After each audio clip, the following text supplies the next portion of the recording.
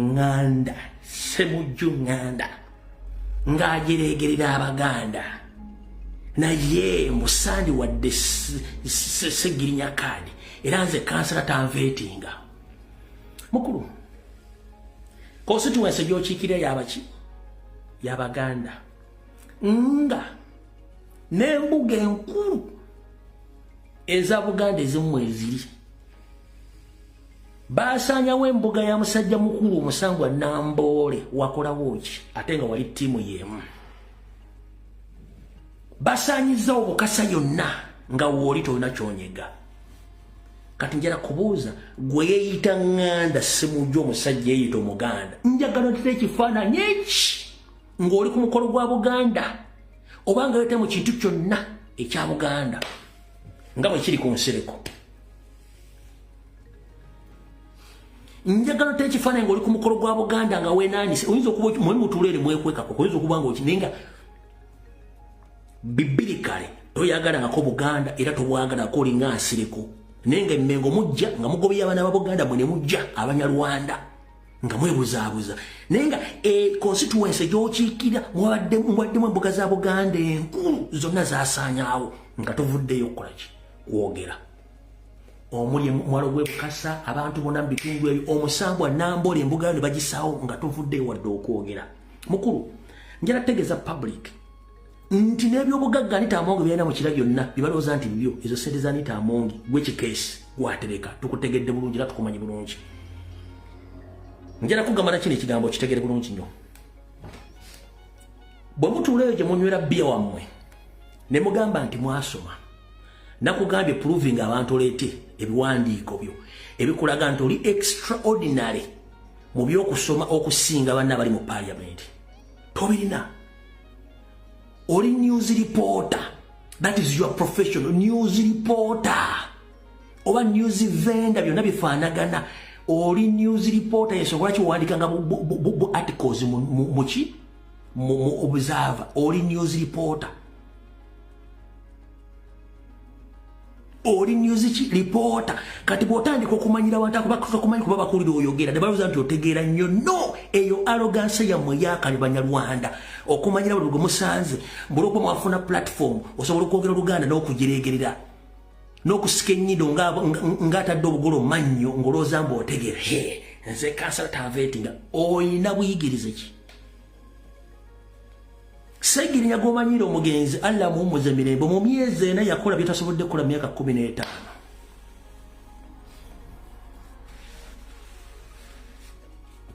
Walukagga goyagala okuyisamu amaaso kuba bammimbwegawo kaadi Walukagga tosobola kuyimira na Walukagga tosobola gwe ng'oggyeko kulitisazinga Mukama Museveni ne mukazi we Janet tewali kirala assignment gy'olina assignment yakwogera kuba bye baakuwa tosobola kubina ku ne bwe amagezi mazaale on articulating issues national matters tosobola kubina ku Walukagga byayimbye mu nnyimba it's enough message to prove you are stupid oli musiru nnyo omuntu alimba oluyimba ne lugenda crossinga border za Uganda lugenda ebweru w'eggwanga gwe kiki wali owandise ne crossinga border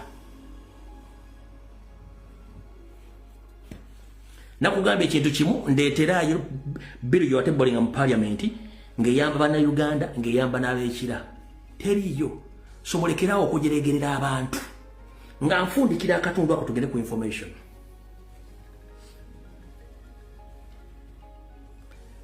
mu Uganda betuyita abantu abaasoma nazzikuno nga bagamba nti gundi yasomera Buddo King's College gundi yasomera Namagunga gundi yasomera Kisubi gundi yasomera Mwiri gundi yasomera Ntale be abantu abayogeranga nti baasoma naye gali tosobola kwogera amasomero gye wasomero ga nti wasoma gwe kiki oyogerako era kyovola nti amasomero nga Buddo gayinanga ebifo bayitanga Buddonians abasomero gye basinkana kubanga those are land friend mwe musomedde munnakyekoledde primary school nakyekoledde primary school twajja tuli Mbuzi secondary school Manafa Galozi ze musomeddemu ne mugamba mumanyi okusoma olwokuba nti musobola okwogera Oluzungu n'okuwandikawo articles n'ogamba otegeera edda gye buvuddeko ng'abantu abalina okwogera nti baasoma ne batabaddamu Buddo Mwiri Nabisunsa gala amasomero agalino ntale nga bwe boogera teryayogera buli omu asirika ne kati mmwe gala amasomero ge musomeddemu gano nga terina amanyi diguli yo tuwamanyi nabo boolina diguli mawulu batogirina ngenga empapula zakugattirira kati gojjo oleekanira abantu mbu ate nekina kankiboge bati bw'olira olaba omuntu yenna ng'akozesa olulimi olujereegerera wano talina bw'olira olaba omuntu ng'alina olulimi olujereegerera wano talina lwaki talina omuntu yenna ng'asobola public debate oba okwogera n'abantu nga bawanyisiganya ebirowoozo nga tanyiize tayombye ye muntu ategeera omuntu atandika obutayagala kuwanyisiganya ebirowoozo ye ng'ajerega oyo aba tategeera abasinga obungi bali temumanyi nti Sseggona tategeera lwaki nakuga bweyagala okutegeera bano tebategeera kasita omunyiiza agenda kwogera ebigambo oti n'okutya n'olu yabadde ategeera ng'olyoka otegeera tebana abantu bategeererako ddala bonna beebo kati mukitegedde bulungi nnyo okuva n'olwaleero tebangayo omuntu akutiisa kwaba MP abeefula nti ba intellectuals. They are intellectuals in their houses when they are in bed with their wives, not in public in Chidam. The so-called intellectuals in Uganda, in Uganda currently, they are intellectuals when they are in bed with their wives. Ngabali bulide bachala babera ba intellectual. But imagine mu public bafuka kisekererwa. Ngera kubuza Ssemujju nganda. Abakulonda bali selective nti balina degree. Mbali ngati ochikiri omuntu atasoma the P1 or B as long as it has national identification ali eligible okulonda bakulonda. Bobanga toyina category y'abantu specific anti bano bebanonda mu kiranti bano basoma banange, then zip up. You represent those people who even didn't attend any class in their entire life bakulonda. By intellectual bisakati. The same applies to Sseggona. Sseggona, you own nobody in that constituency. And you represent uneducated people in that constituency. The more specific people in the level of education namwe bibaba tebaliyo. Kitegeza, you have to respect those people. Buli ovumo mukulembeze nanga ayagala okuchallenginga oba ovumye bali bantu ate balina following nene nnyo gye bali present kasonga teyasoma tayina grade. Kitegeeza ovumidde ddala bali abalonzi abakulonda guno wefula mbu olina grade okitegedde. Tuvuddewo otegedde bulungi nnyo. Alright. Doza zino ensonga zonzimaliriza ezaabo. Kale katugende ku nsonga endala. Olunaku lwajjo ekibiina kya National Reverse Movement oba National Reverse Movement kyagambye mukama wakyo Nnyando Esoferi ayimiriza campaign olw'okuba nti ayina emirimu gy'agenda okukola saako n'okusinkana abakungu kuva mu nsi z'ebweru. Boy wange tebakulya wadde 10. Nnyando tayina muntu n'omu gwagenda kusinkana. Mpuliriza. Omuntu yenna ka staff ka presidential candidate. Programu ze zonna ez'okusinkana abantu zisibwako until further notice. Era taba na appointment yonna ya kusinkana muntu. Nkiddamu omuntu ka staff ka presidential candidate programu nabadde basaba okuba meetinga tebasobola kukola babaga nti omuntu taliiwo mpaka ng'okulonda kuwedde. Mutegedde bulungi nnyo.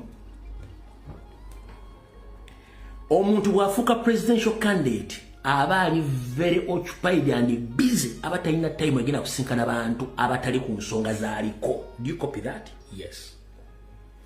Kati ensonga lwaki Nnyando yayimiriza campaign ziri ensonga ngezi 3 ezimu aziwuliddeko naye ngenda bbawaako endala. Esooka Nnyando Esoferi tibahabulwa Windows neya ne mie Windows tezimwesi tazeesigira tezisobola kumuwanirira kumalako Windows mie yensonga esooka. jukira ali mu 1925 1931 amanyino converting anakuba reverse paka mu 1900 kati yoyo Nyandwe abali tasobola ko competing na muvubuka akuba lalezi B omulundi gumu Windows ki ensonga esoka ensonga eyokubiri Nyandwe soferi munyivu mutwakavu munyikavu Nyandwe soferi mutwakavu munyikavu atya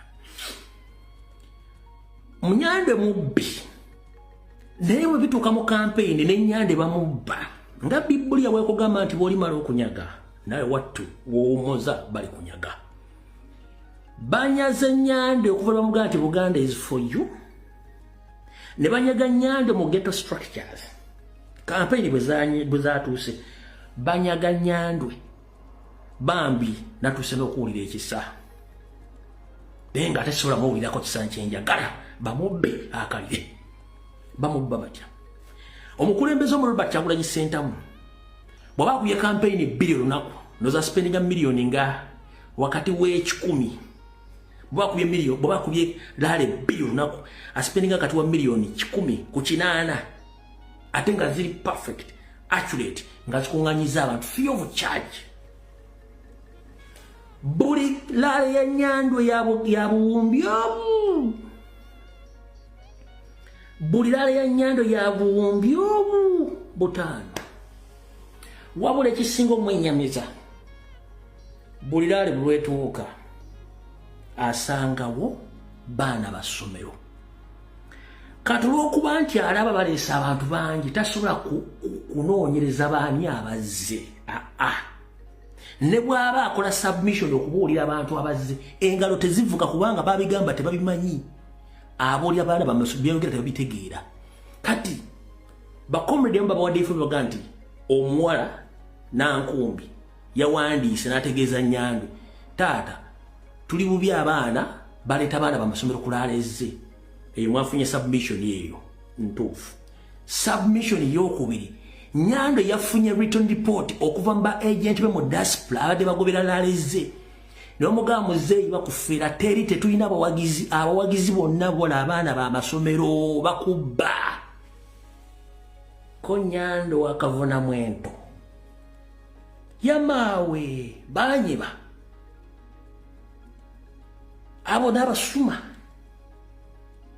yamaawe Nyandwe n'akuuka koya agasse Windows teziriiko agase report eyamuweredde yasoose yamuwalawe n'abadasi bamuwadde report nga zikwatagana ng'abayaaye bamubba Nyandwe n'agamba please muyimirize laale muyimirize bino sijja kubyetaaga nkoye kwe kuyimiriza laale so sigamba mbu ayina appointment ndo talina appointment n'emu kakano ka video kabaka abafere wulira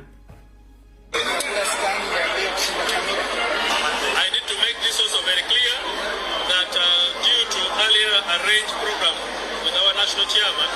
The campaigns in Lira City, Lira District and Kole District, which were scheduled for Monday, have been adjusted. We are going to communicate a new date, which will be communicated to the people responsible. But for Yam on Tuesday, we are on. It will be in the morning, and then in the afternoon, we shall be in Bakwachi District. So that little inconvenience on Monday, we pray that our supporters, our candidates, our flag bearers should understand that our national chairman is also a presidential candidate, but also the president of the country. So he had a prior arranged engagement for Monday, which he has to attend to, then he will resume his campaign on Tuesday. Kati abafere olwo bamukubala yini kati bino bindako baba yindako manja nakujjamu respectinga nnyo corporate y'abantu bano kati baba n'abaana njagala mwerabira ku report bamuwadde baba abaana baba baana bamasomero bonna baana bamasomero bonna baana bamasomero bonna obalaba bonna baana bamasomero kanka kuddire mbabo baana bawala n'abalenzi baana bamasomero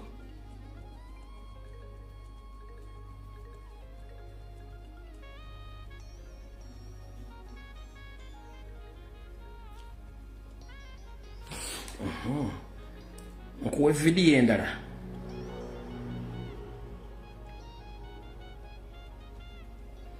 kati olw'obutamala budde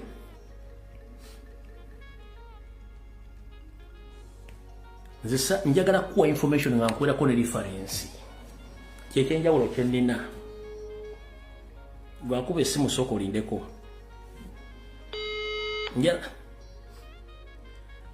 Yes, comrade, strike machine. Yes, comrade, how are you? I'm okay. How are you that side? I'm okay. How is the going? The going is tough, but we shall try to keep on moving. Yes. As we speak right now, I'm live right now trying to address the issue which you told me about the Nyando Yosoferi and his national reverse movement, how they have been fetching students from different schools to his rallies. Can you please give more information about that statement? Oh, you're alive? Yeah, we are live right now. You can tell the world. Comrade, Nyagagura, amazima gatona waliwo ekintu kiri mu Northern Uganda kibadde mulira sub-region or Mulango sub-region, which one like recently was in Lango sub-region for campaigns. Abadde akola campaigns, Agati ojukira waliwo this four-eyed pink woman among Anita Among, speaker wa Malawi. Come again, what? Waliwo this four-eyed pink woman bamuyita Anita Among. Alina liso enya ali pink, ali mukazi. Four-eyed pink woman bamuyita Among, Anita Among. Now over Amson, we were Muslim like yesterday, but one Muslim was in a patch, and then he went to Gundi. He was in a patch, and then he went to this district here. I've forgotten this district of Lam. Now, what Muslim has been in Lam for the whole of the past week? He has been in Lam sub-region. Now, what Muslim has been doing? Okay, these women among Anita Among, Nene Bwa Amson, Babaja like a advanced team, Molango sub-region, Shegera. Like Lero or Bwa Amson Abadali Mutoli sub-region because it's the vice chairperson NRM Northern Uganda. Abadali Mutoli sub-region Mugulu City.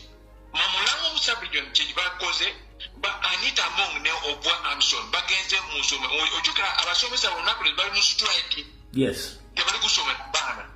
But private school bali kugenda maaso ne ebintu bya kusomesa abaana oshegera private school bali akati Anita Among no problems. This one is in a recording of a private a teacher in a private school. The problem is that is so sharing audio ya musajja because bacha kutegera ayogedelinya ye nesomere asomesa anonosa but nyakubula kiki oyo musajja yampulide oshegera sali yakumde simu yampulide strike olina kutuyamba oyogere ku nsonga eno nze namugambe nze nja kuyogera abantu nze manyi basobola ku amplifyinga ensonga eno mu social media nga balina following enene nja kubaabulira ekirugenda maaso soka ombule ekyo olina ku mutima yo leero kisajja yagamba ebuniti Anita Among n'obwa Amson especially Anita Among yagenze mu nsomero eyo si somero emu yokka like in the whole of Brown Sabino every district waliwo private somero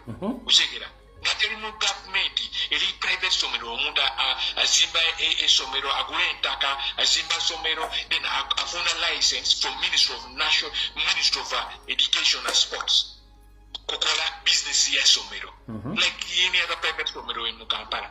Anita Among yagenze mu somero ebino mu every district yagenda agamuno tuyagala kutegera abaana bali meka musa mu somero abaana pupils and students bali meka mu somero eno olina kuwula entuufu enamba eyo like maybe there are 1,000 students or maybe 600 students olina kuwula entuufu enamba eyo kati bajja kuba ensawo ya yellow t-shirts erina Museveni kifaananyi balina kubagiguno olina kugabira abaana muli omwana omu olina kumugabira ekifa t-shirt ya yellow ya NRM nga kulina okifanya ya Museveni.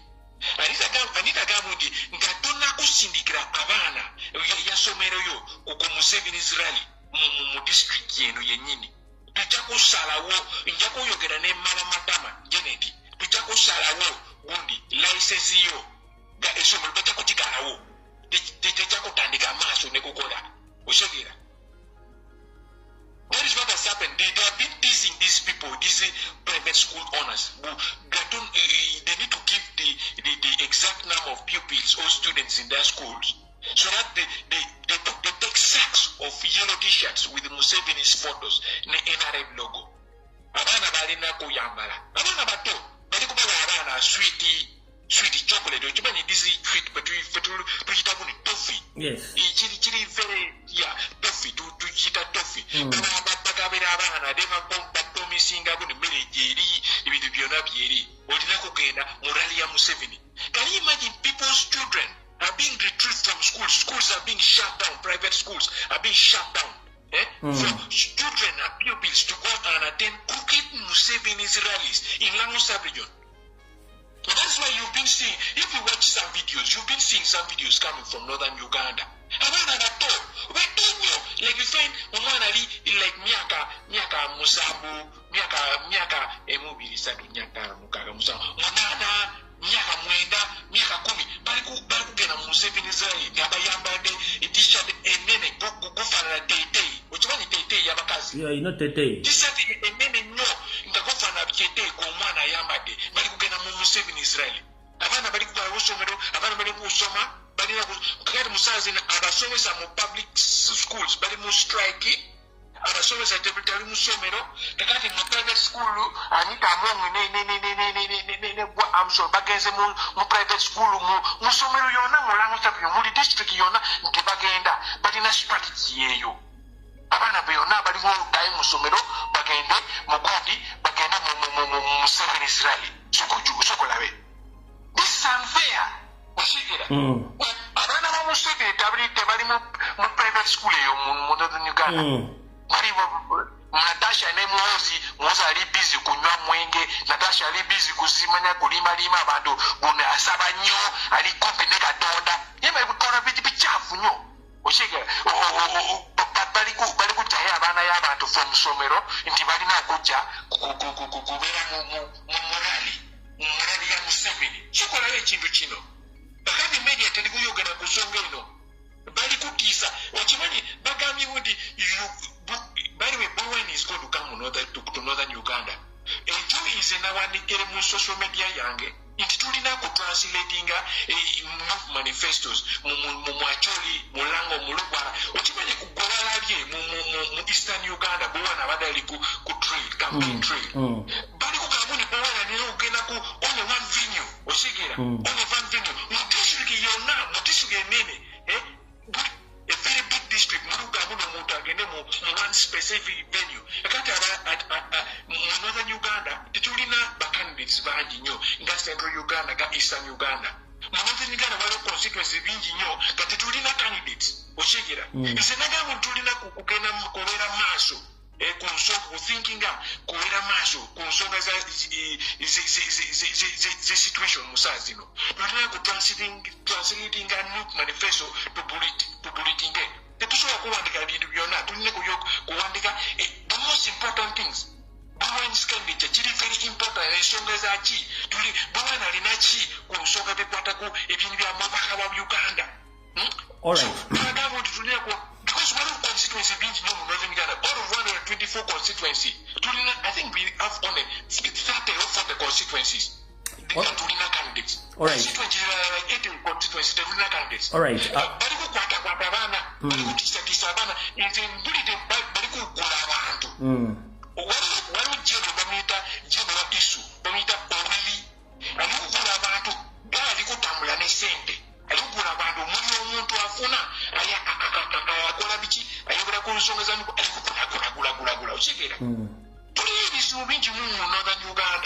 All right. Comrade, as you still right now on this live, I have just a small time with you, and I think I'll contact you back after this live. We discussed about a possible way of translating our national platform manifesto, and I'll be informing the officers to do that as soon as possible. Thank you very much. You're welcome, bro. Okay, stay blessed. Okay. Bongero mulala. Just want to wait that you can sat. I'm bongero mulala manze mbobu Julius. Please pick up because I have a little time. Get up, bong, get up, room. Hello. How are you, my sister? I'm alright. How are you? I'm okay. Are we live? Are we live? Yeah, we are live. Right. Good evening, everyone. It's just a quick call. I'm just trying to add on what Strike Machine has been saying. Yes. Yes. That among the stupid Kumam stroke over whatever she is, the four-colored woman. She went to our district, Doholo, and Museveni. The road was closed everywhere. I'm telling you, a few weeks ago, they counted all the children in all the schools. What? I don't know where they're taking them. All the numbers were counted from the schools in Dokolo, I'm telling you. So, which means those children have already voted, isn't it? This is a joke. Why would they start counting children? Primary school, secondary, all the schools in Dokolo. Why did they do this? Museveni closed all the roads when he was doing his campaigns there. And it was in chaos. People were not paid. There was fighting over there. But what annoys me is counting children, school children. Good enough we didn't send our children to school. We stopped them. But children who were there were all counted. All schools in Dokolo. But now counting children at this time, what for? Really?